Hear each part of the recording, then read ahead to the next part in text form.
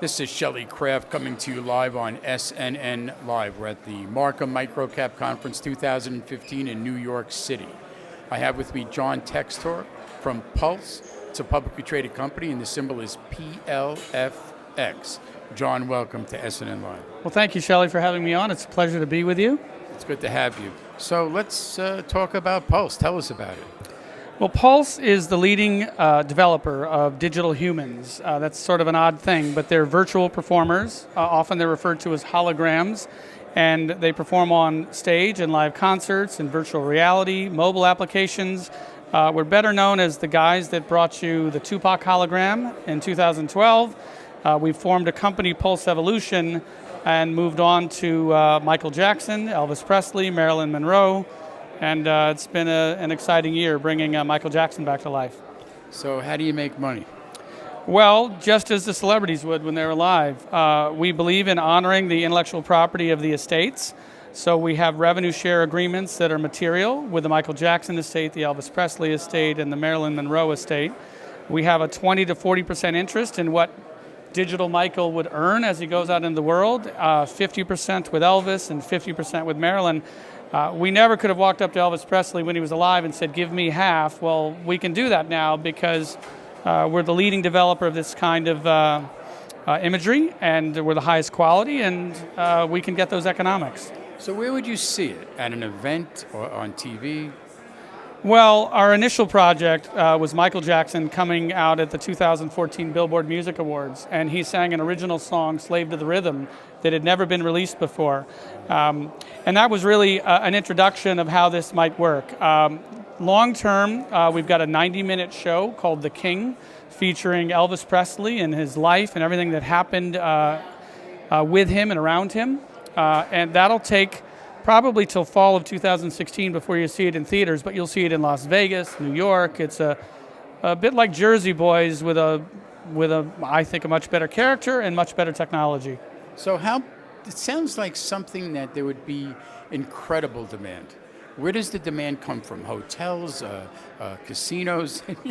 Well, the demand comes from fans of Michael Jackson and fans of popular music, and we had 98 billion internet impressions when the Michael Jackson hologram came out. We had 2,400 news articles written about us, and 100 million YouTube views of this performance. And they want more Michael Jackson, especially in Tokyo. They want more Elvis Presley, and I think Marilyn looks like she'll be a Broadway show. What's your background? Well, a long time ago, I was a programmer. I had been programming in every language since BASIC and Pascal and Fortran, and then I became a 3D programmer, and I stopped just in time to realize that the wonderful digital artists that I was working with were much better than I was. I ended up getting to Wall Street merely because I graduated in the late 1980s, and it seemed to be the only place that was paying well. So I learned how to acquire companies, finance companies, but I got back to the internet in the middle of the 90s, helped a company called Art Technology Group, which became a $10.5 billion market cap. I returned to my investors over $500 million in cash on a $2 million investment. I was for a time chairman of eToys, Baby Universe. I launched an internet bank. So it's been technology and business overlapping until finally I got involved in entertainment technology, where I've been able to combine both my passion for programming with my love of the entertainment industry and also my knowledge of business. So what do you see in 2015-16? Well, I think digital humans are going to be everywhere. I think we know of artificial intelligence when Siri talks to us in our iPhone, but one of these days Siri is going to have a face, and I'm sure we'll be the builder of it. Watson, which is the artificial intelligence project from IBM that won an episode of Jeopardy! We will build faces. We will humanize artificial intelligence. It won't be enough that a computer is speaking to us. We're going to relate to them as humans. So I think we'll be the leading platform of digital humans for a while in entertainment, probably for video games, and one day artificial intelligence. So John, your unique technology, do you have any competition? Well, we do. A company that I used to work for and ran for a number of years, Digital Domain, was, well, certainly while I was running it, the best in the world in human animation. We brought movies to life like The Curious Case of Benjamin Button, won an Academy Award for that.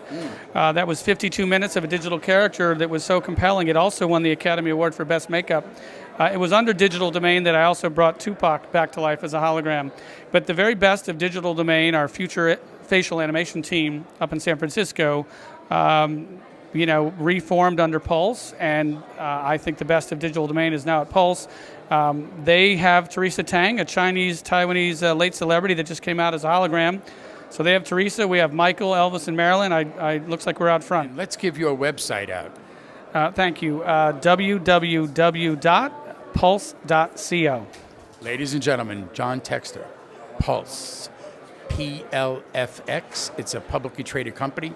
I'm Shelley Kraft. This is SNNLive, and we're coming to you live from the Marcum MicroCap Conference 2015 in New York City. John? Great. Thank you, Shelley. Pleasure to have you. Appreciate it. Thank you.